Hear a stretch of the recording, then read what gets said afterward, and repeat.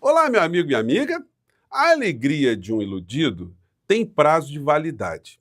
E como nós sabemos, o prazo fatal é sempre aquele em que a realidade se apresenta, fazendo com que muitas vezes a pessoa que está nesse encantamento da ilusão mergulhe com muito mais intensidade nesse universo da tristeza, da decepção e muitas vezes até da depressão. É o que está acontecendo com muitas criaturas que habitam esse universo paralelo da extrema-direita bolsonarista aqui no Brasil. Depois de terem exibido por todos os lados explosões de euforia, eles agora estão numa depressão muito grande, porque a realidade será muito mais dura do que eles poderiam imaginar. Bom, vou conversar com vocês sobre o que está acontecendo nesse começo de sabadão e vou trazer aqui algumas imagens que certamente você não conterá algumas risadas também. Antes de mais nada, é sempre muito importante convidar você que está chegando agora ao nosso portal e ainda não é inscrito, para que, em primeiro lugar, você se inscreva aqui conosco e venha conhecer também os nossos outros vídeos, participe aqui das nossas atividades, compartilhe os vídeos, dê sempre seu joinha, mande seu comentário e, se puder, prestigie também o nosso clube de membros. Você aqui é muito bem-vindo e muito bem-vinda. Gente, olha o que tem de gente triste e deprimida. Eu quero ver o que essas criaturas vão dizer nas suas redes sociais. Porque todos eles, vou pegar apenas um exemplo aqui, como essa senhora, festejaram um ato absolutamente inconstitucional. O texto aqui desse vídeo dessa senhora. STF derrotado em recado histórico. Quer dizer, o STF está num jogo, né? Então ele está no perde-ganha. Então, a visão dessa gente é essa, são poderes que estão em conflito e quem é o poder preponderante para eles é o poder bolsonarista dentro do Congresso Nacional. Para eles não existe poder executivo, porque eles já agarraram o orçamento, o poder legislativo são eles fazem o que eles quiserem e o poder judiciário teria que ficar também subordinado aos criminosos dentro do Congresso Nacional. E, obviamente, isso tudo é inconstitucional à luz, à percepção de qualquer pessoa, não precisa ser jurista, não, é a pessoa de bom senso. A divisão de poderes foi uma coisa pensada lá atrás, lá por Aristóteles, 500 anos antes de Cristo, para que se não tivesse um poder se sobrepondo a outro. Evidentemente, essa ideia foi fermentada, né, e ficou mais conhecida após a Revolução Francesa. Mas essa gente está querendo voltar a um período anterior a Aristóteles. Bom, mas aí vamos pegar aqui o que aconteceu com essas criaturas. Olha só, gente, vamos pegar aqui essa criatura aqui que é muito conhecida, é o rei do mau caratismo e talvez seja muito deprimidão hoje, né? Vamos lá. De 2026, está suspenso, nós vencemos, ninguém encosta o dedo. Ninguém encosta o dedo no Bolsonaro, acabou. Vai, criatura. Eu estava vendo isso, né? Eu comentei aqui com vocês, olha, esse troço não vai durar muito. Vamos pegar outro trecho aqui dessa gente aí. Desse...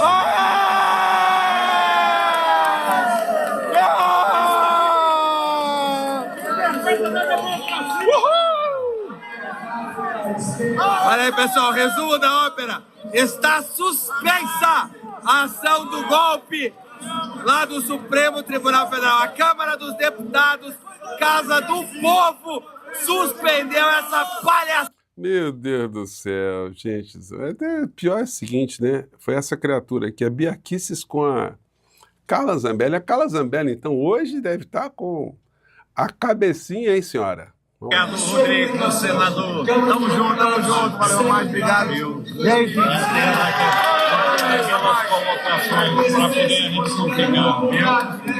Gente, que emoção, né, Carla? Parabéns pra você. Aí a Carla Zambelli, né? Não, todo mundo é eufórico, as redes sociais da extrema-direita bombando por todos os lados.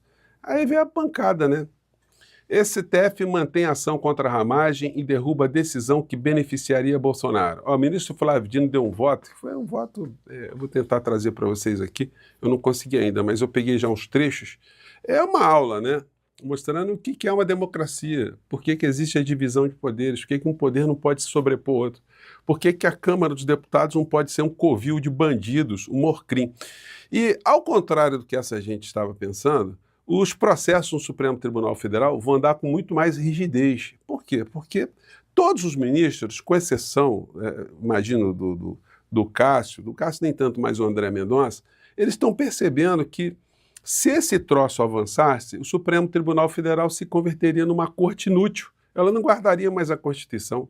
Ela seria apenas um fantoche que teria todas as suas decisões sob o crivo revisor de um poder que não tem o poder para aquilo, que é o poder legislativo, a Câmara e o Senado. Então, a situação que foi colocada está provocando agora para essas criaturas uma depressão muito grande. E me lembrei o seguinte, quando eu vi essa história, depois de ver essa euforia toda, desse menino aqui, que já deve ser um rapazão hoje, né? Porque esse vídeo aqui já tem alguns anos. Deixa eu ver se está aqui. Sai aqui. Isso aqui foi o seguinte, deixa eu sair aqui da frente. Foi uma brincadeira que o mais velho aqui, o garoto mais velho, ele postou para que o menino não desse algumas risadas. Mas o menino não aguentou, né? Deixa eu diminuir aqui, acho que fica melhor para a gente ver, né? O menino não aguentou. Então você conhece certamente o que aconteceu. E essa risada foi que ficou na minha cabeça o tempo todo, quando eu vi as imagens dessa extrema-direita no Congresso Nacional. Vamos ver se você não sabe o que eu estou falando. Você vai saber agora.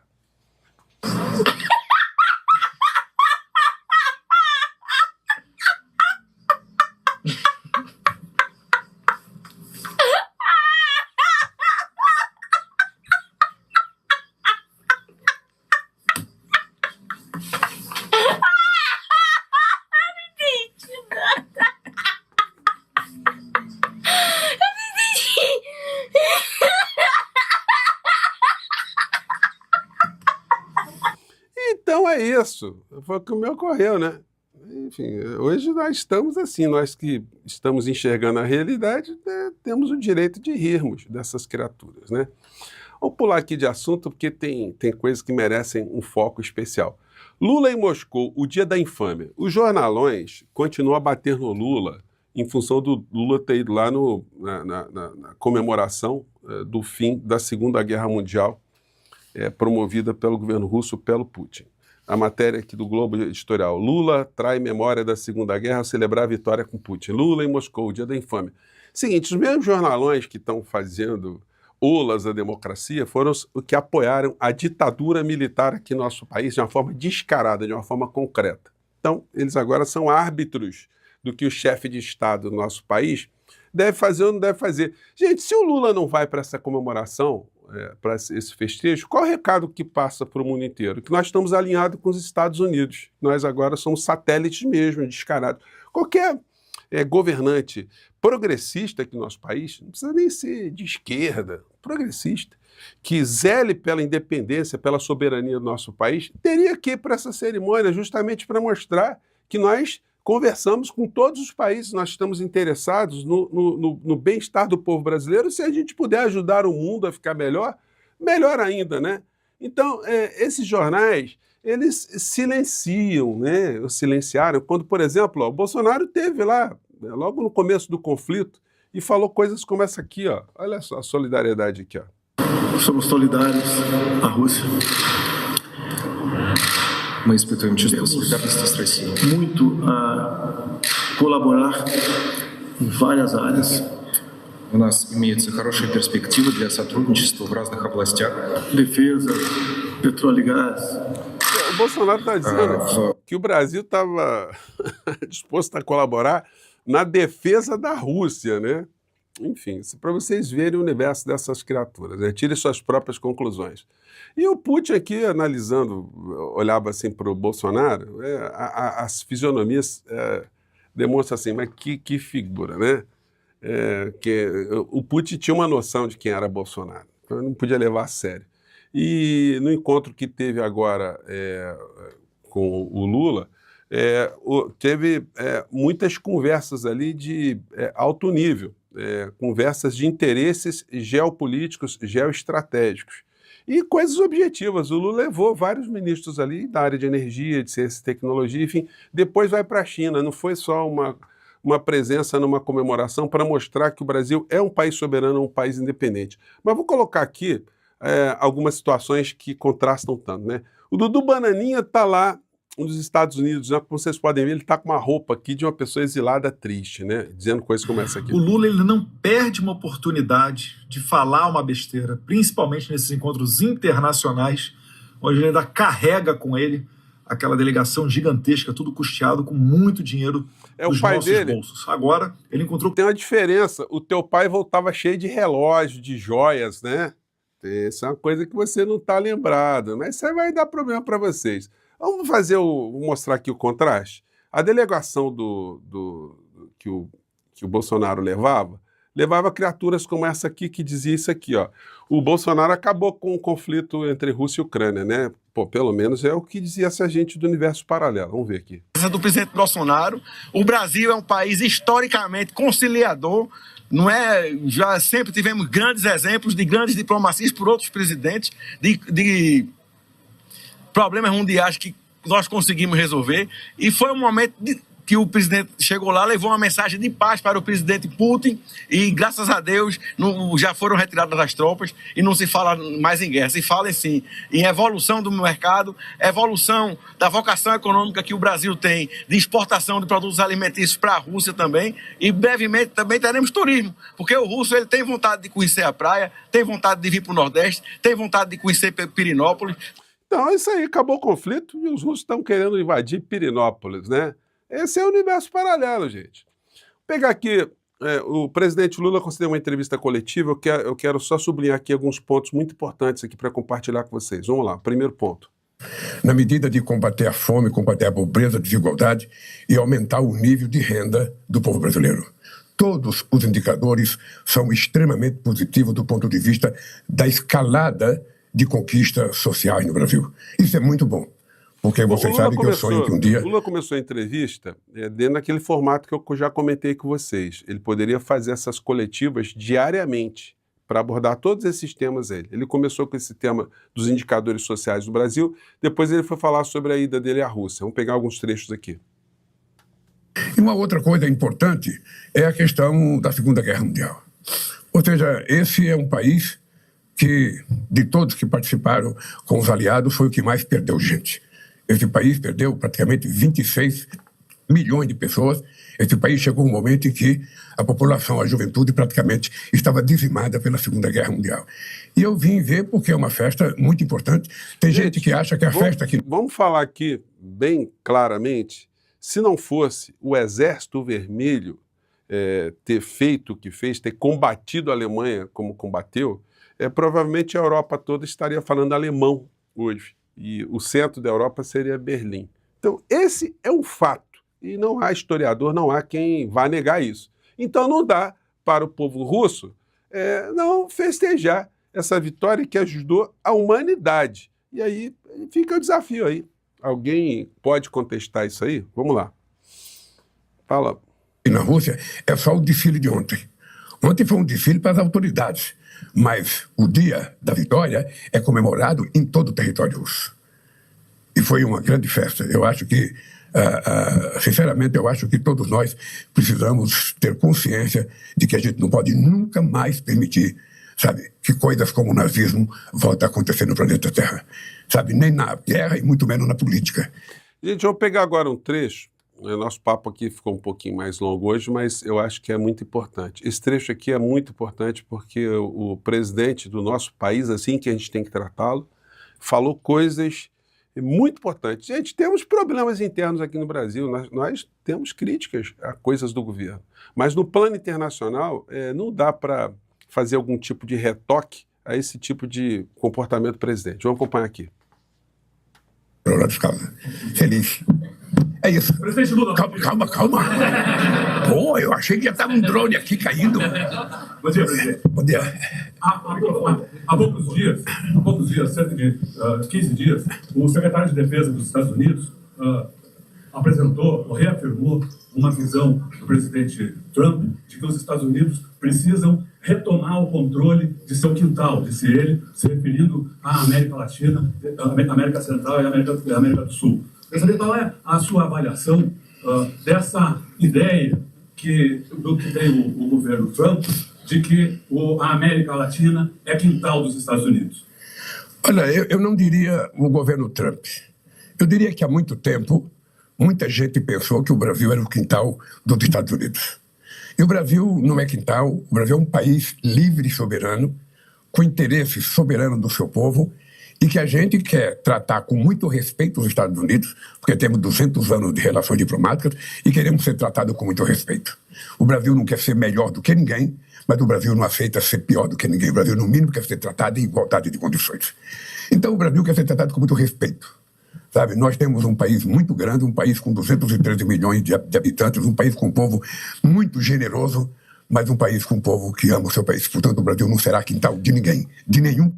A fala do presidente da República é a fala de um presidente que zela, que impõe a soberania do nosso país, ou pelo menos respeita a soberania do nosso país e coloca isso. Agora, isso vai dar problemas para o presidente do nosso país, porque o recado de um país que quer ficar independente, que é respeitar o multilateralismo, isso contraria muitos interesses geopolíticos de outro lado, né? Vamos pegar aqui mais outro trecho muito importante. Vamos ver aqui. Pegar aqui. Boa. Isso aqui foi uma peça de propaganda política do Vladimir Putin. Sim, criticando a ida de Lula lá para os 80 anos do fim da guerra. O senhor acha que não há... O senhor contesta essa afirmação e não há um custo de imagem diplomático e de imagem pessoal até que o senhor se coloca e se dispõe a ser um negociador em relação à Ucrânia. E muita gente diz que essa participação no evento o descredenciaria como negociador justamente por estar muito voltado para um lado. Eu acho que seria muito mais fácil as pessoas terem um pensamento positivo do que um pensamento negativo. A Europa deveria estar festejando o dia de ontem. Porque quem estava em guerra era a Europa. A França deveria estar festejando. A Alemanha deveria estar festejando o dia de ontem, porque graças ao que aconteceu em 1945, o nazismo que estava tomando conta da Alemanha foi derrotado. Então a Europa inteira deveria estar fazendo festa ontem. O dia da vitória contra o nazismo. Ou seja, eu não vejo qual é a crítica que se possa fazer, sabe, de um país que perdeu 26 milhões de jovens. Sabe a comemoração que foi feita? Eu não vejo porque, sabe, eu acho que o Brasil fez. E acho que a Itália vai fazer. Eu acho que é importante fazer, olha, exploração política. Se tudo for exploração política, você não pode fazer nada. A posição do Brasil, ela é muito, mas muito, muito sólida. Ou seja, independente de eu ter vindo aqui, independente de eu ir à China, independente de eu ir à Argentina, independente de eu ir a qualquer país, a nossa posição continua a mesma com aquilo que a gente pensa sobre a guerra da Ucrânia. Nós queremos paz. E discutimos ontem com o presidente Putin que nós queremos paz. E que é importante a paz. É importante a paz para a Rússia, é importante para a Ucrânia, é importante para os Estados Unidos, é importante para a União Europeia, que não vai gastar dinheiro em arma. Eu estou reivindicando desde que eu fui presidente em 2003. Vamos gastar dinheiro para combater a fome. São 733 milhões de pessoas que não têm o que comer todo dia. Entretanto, todos os países vão voltar a gastar dinheiro. Eu não sei se é verdade, mas eu vi na imprensa que a Europa vai gastar 800 bilhões de dólares se armando. Quando deveria estar gastando metade disso para a gente dar comida para quem está com fome. Então eu penso que as pessoas precisam pensar de forma positiva. As pessoas precisam ser menos egoístas do ponto de vista do seu pensamento. Olha, então, se o Brasil fizer uma festa no Brasil sobre qualquer coisa, está explorando politicamente. Se eu for num baile de carnaval, está sendo explorado politicamente. É pequenez pensar assim, sinceramente, é pequenez pensar assim. Presidente Vladimir Neto da TV Globo. Primeiro eu queria lhe perguntar como é que o senhor vê a ausência de outros líderes de democracias ocidentais no desfile do dia da vitória de ontem. E também como é que o senhor responde às críticas que a visita à Rússia demonstra parcialidade em relação ao conflito com a Ucrânia. Eu, sinceramente, quero dizer para vocês que o discurso do Brasil vai continuar exatamente o mesmo. Nós trabalhamos, queremos e torcemos para que essa guerra acabe. E essa guerra só pode acabar se os dois quiserem. Se um só quiser, não vai acabar. Sabe? Então, eu vou continuar trabalhando. O grupo de amigos do documento que China e Brasil assinaram continua intacto. Sabe? Se eu discutir com o Putin a questão da paz, eu vou discutir com o Xi Jinping a questão da paz, eu vou discutir com a França a questão da paz. Porque a única coisa que interessa nesse momento é discutir a volta à normalidade no mundo. Não é só aqui, é em faixa de Gaza também. Na faixa de Gaza. Aqui 2 estados estão em guerra. Na faixa de Gaza é um genocídio de um exército muito bem preparado contra mulheres e crianças, a pretexto de matar terroristas. Gente, então é isso. Nosso papo hoje ficou um pouco mais longo, né? Mas eu acho que deu para trazer muita informação também, né? Gente, eu fico por aqui, mais tarde a gente volta. Tchau!